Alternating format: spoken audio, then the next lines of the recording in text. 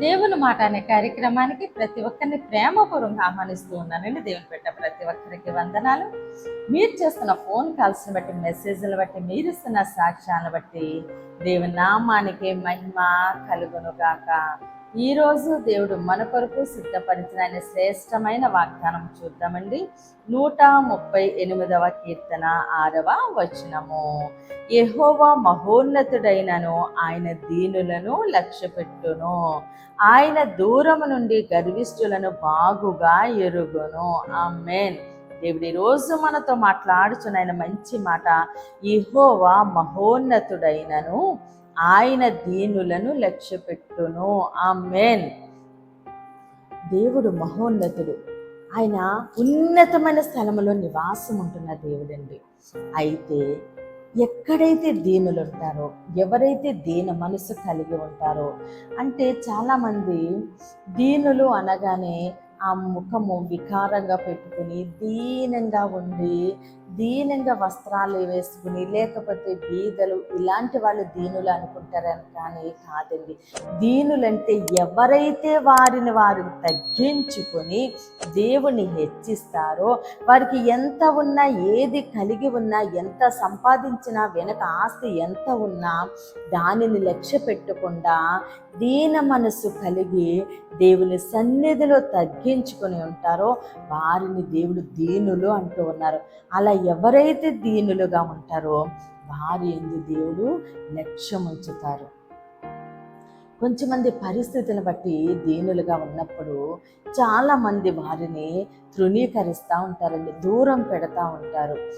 ఎప్పుడైతే ఎవరైతే దీన మనస్సు కలిగి ఉంటారో దేవుడు ఏం చేస్తారంటే వారి యందు లక్ష్యం ఉంచుతారు.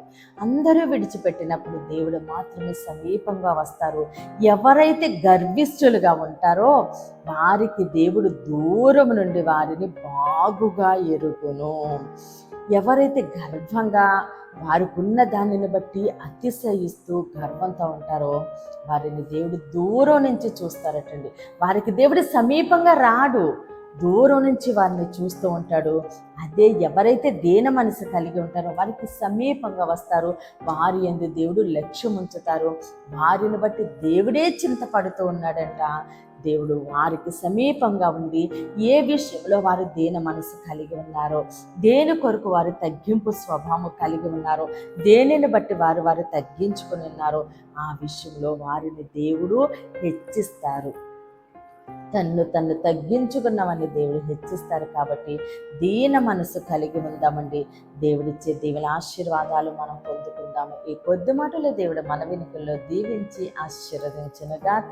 ఆమేన్. ప్రేర్ చేసుకుందామండి. అందరి కన్నులు మూసుకుని ప్రేర్లు ఏకీభవించండి. మహోన్నతుడ, మహాగణుడ, పరిశుద్ధుడా, నీకే స్తోత్రాలు, వందనాలు తండ్రి.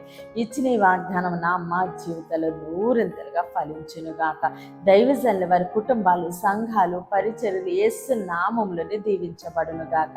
యెరూషలేముకి యేసు నామములని క్షేమము కలుగును గాక. ఈరోజు పుట్టినరోజు, పెళ్లి రోజు జరుపుకుంటున్న ప్రతి ఒక్కరికి ఈ సంవత్సరం ఒక ఆశీర్వాదకరముగా ఉండును గాక. ఎగ్జామ్స్ రాసిన ప్రతి బిడ్డకి యేసు నామములని గొప్ప విజయము కలుగును గాక. మాటలు రాని బిడ్డలు యేసు నామములో ధారాళంగా మాట్లాడుదురు గాక. నడవలేని బిడ్డలు యేసు నామములో లేచి నడుచుదురు గాక. కంటి సమస్య నుంచి, వినికిడి సమస్య నుంచి యేసు నామములని విడుదల కలుగును గాక. అనారోగ్యంతో ఉన్న బిడ్డలకి యేసు నామములో సంపూర్ణ స్వస్థత విడుదల కలుగును గాక. మూయబడిన ప్రతి గర్భము యేసు నామములోనే తెరవబడును గాక. ఎగ్జామ్స్ రాసిన ప్రతి బిడ్డకి యేసు నామములో గొప్ప విజయము కలుగును గాక. పనుల విషయంలో, ఉద్యోగ విషయంలో, వ్యాపార విషయంలో, జీవనోపాధి విషయంలో యేసు నామములోనే ద్వారాలు తెరవబడును గాక. ప్రతి బిడ్డ యొక్క చేతుల కష్టార్జితం ఆశీర్వదించబడును గాక. రావలసిన ధనానికి యేసు నామములనే విడుదల కలుగును గాక. ప్రతి కుటుంబంలో నెమ్మది, సమాధానం, సమృద్ధి ఉండును గాక. వివాహాలు కావాల్సిన బిడ్డలకి యేసు నామములో ఘనమైన వివాహములు జరుగును గాక. అప్పులు, ఆర్థిక ఇబ్బందుల నుంచి యేసు నామములనే విడుదల కలుగును గాక.